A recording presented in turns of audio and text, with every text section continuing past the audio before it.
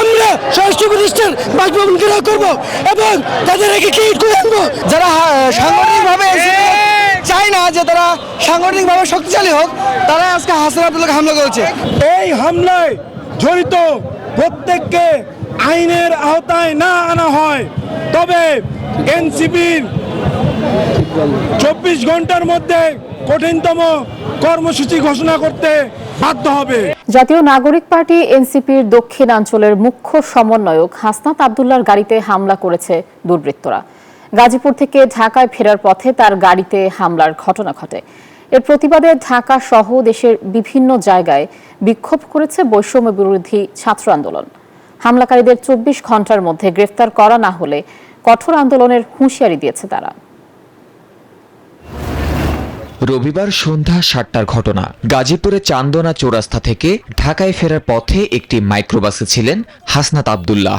পথিমধ্যে একদল দুর্বৃত্ত ধারালো অস্ত্র নিয়ে তার গাড়িতে হামলা চালায়। এতে গাড়ির কাচ ভেঙে আহত হন তিনি। পরবর্তীতে স্থানীয়দের সহায়তায় ঢাকায় ফিরে যান এনসিপি নেতা।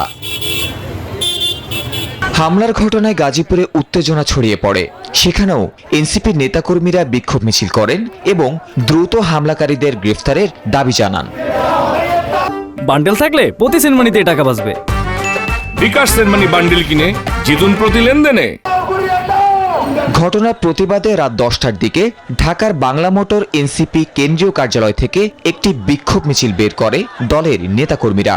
শাহবাগ ঘুরে আবার বাংলা মোটরে এসে শেষ হয় বিক্ষোভ কর্মসূচি।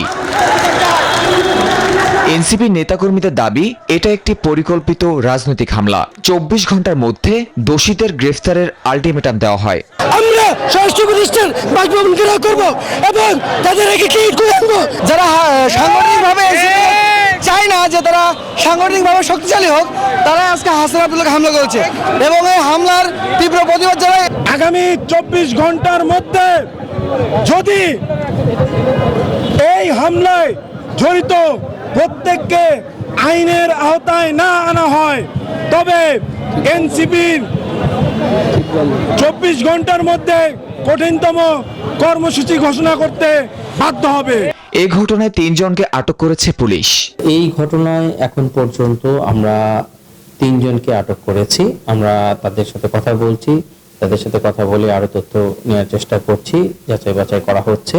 এই ঘটনাকে কেন্দ্র করে সারা দেশে এনসিপি নেতাকর্মীদের মাঝে উত্তেজনা বিরাজ করছে। তাহমিদ আমিন, নিউজ 24, ঢাকা।